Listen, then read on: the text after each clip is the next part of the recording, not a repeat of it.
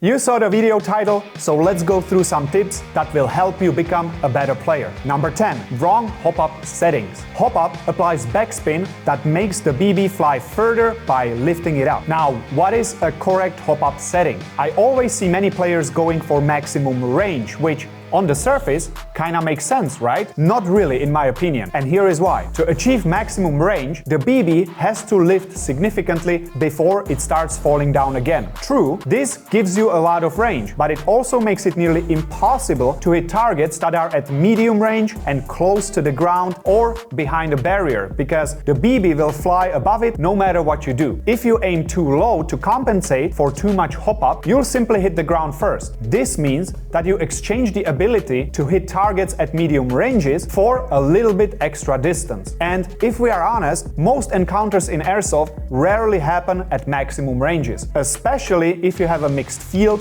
with buildings, trenches and obstacles all around you. So, unless you are playing in a completely open field, consider dialing your hop-up down a bit. Worst case scenario that can happen to you is you'll have to aim a little bit more up to get that extra range, if you need it. Number 9. Players expose themselves too much. It doesn't matter if you are moving or taking cover, you should always make sure to have a narrow and slim profile. For example, when peeking a corner, make sure to set your foot close to the edge of your cover and tuck in your elbows. Here you can see a bad example in which I give an opponent a lot of extra area to aim for. If we compare to this, you can see that it is much better. But what if you have to peek on your weak side? Well, switch shoulders. There are two ways of doing that. First one is switching your hands completely and basically mirroring everything you do normally just on your left side. The second option is simply switching the shoulder while maintaining the same grip. It is a bit easier and faster, but it will expose you slightly more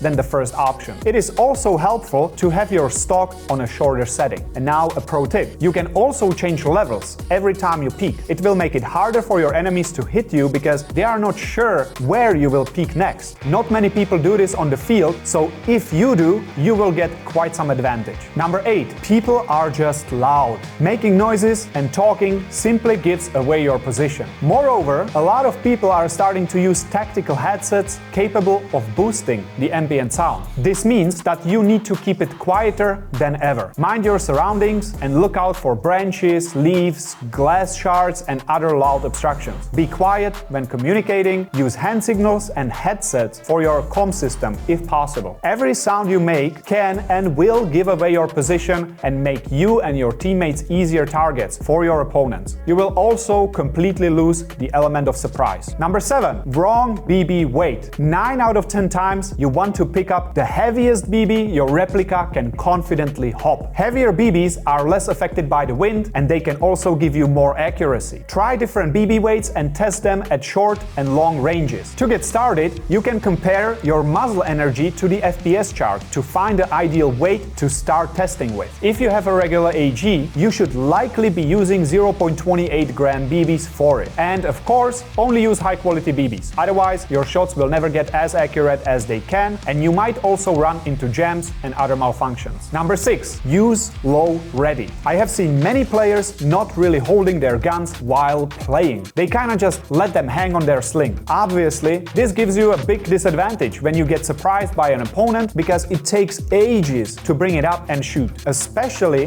when you are likely to encounter enemies, try to have it in a ready position like this or like this, because it will significantly improve your reaction time, which will make a difference between hitting your target or going to the respawn. Number 5. Not defeating foggy glasses once and for all. If you have issues with fogging glasses, you have to solve it. There is nothing more annoying than not being able to see anything on the field, yet every time I go out and play, I see people complaining about it. Here are some of your options. Anti-fog spray usually helps a bit, but it's not permanent. Anti-fog gel. It is better than spray, but also not really permanent. Spitting on your glasses, as weird as it sounds, it does help temporarily, but again, it's not permanent. Dish soap. Same story. It works a little bit, but not for long. Expensive quality glasses works for me with my ESS glasses, but for some, it might not be enough. Norwich anti-fog unit, it actively blows air into your goggles, which makes it almost impossible to fog up. Number 4. Carrying 2 primary guns. While we love the accuracy of a big primary gun compared to secondary pistol, having 2 guns is just an overkill, despite Call of Duty trying to convince us otherwise. A long time ago, I was trying to use a sniper rifle and a P90 at the same time, and I quickly realized it just doesn't work. It reduces your mobility way too much, which will take a toll on your performance the longer the game gets. If you really want to do this though, a far better solution nowadays is to run a carbine kit for your pistol. For example, the Novridge carbine kit for the SSP-18 is super compact, lightweight, and has the possibility of being holstered like a regular pistol. But when you need it, you can just open the brace and have a fully functional Airsoft PCC. Number 3. Zooming in too much. Imagine playing on an urban field where you have to engage players at different distances. While having, let's say, 3 times magnification will help you hit an opponent at 50 meters, it will give you a hard time when the next player shows up at 7 meters away from you. You can either readjust your zoom to a lower magnification and lose time while doing so, or spray and pray while trying to find your target through the zoomed-in scope. That's why I personally use red dots, or I set my magnification on the scope to the lowest possible number as a default, and I only zoom in when I really need it. Now, if you want both, you can have a red dot on your scope, but keep in mind that canted red dots do not work in Airsoft due to the backspin of the BB applied by your Hopup. If you tilt your gun, the BB trajectory will curve to the same side and you won't be able to hit your targets even on mid distances. The only good solution is having it on top of the scope. Number 2. Overshooting. Trigger discipline is something many players don't really think about much. Overshooting, meaning that you are shooting more BBs than necessary to hit your target, is very unpleasant for your opponent, and it just shows bad sportsmanship. In extreme cases, it can also cause unnecessary injuries. Now, I understand that some players are so excited to get that hit, so they just pull the trigger and keep holding it for quite some time. Also, you might argue that you need a lot of BBs to go through bushes, or that people are sometimes cheating, so they deserve more BBs, and so on. There is always an excuse. But for me, the bottom line is that I need people to play Airsoft with, and if I overshoot every single one of them, nobody will enjoy the day. That's why I try to shoot less rather than more. And if I miss, or if I don't reach the target, I try again. In any case, there is no clear amount of BBs that's just right, so try to make sure to balance your shots and play fair. And number 1, not calling your hits. I cannot emphasize this enough, and we all have experienced it. Not calling hits intentionally is cheating, period. It is a fundamental aspect of the game, yet it still happens. This is very frustrating for other players, and it could also get you banned from the field forever. Okay, sometimes there are honest mistakes, like when you can feel the hit because the BB hit you on a plate carrier while moving. But this is not really what I'm talking about right now. Bottom line, everyone should make a conscious effort to play fair and to be honest, or somebody might consider overshooting as a response. Alright, those are the 10 tips. Do you have more of them on what to avoid doing in Airsoft? Maybe we forgot something. Let us know down in the comments, and I will see you in the next one.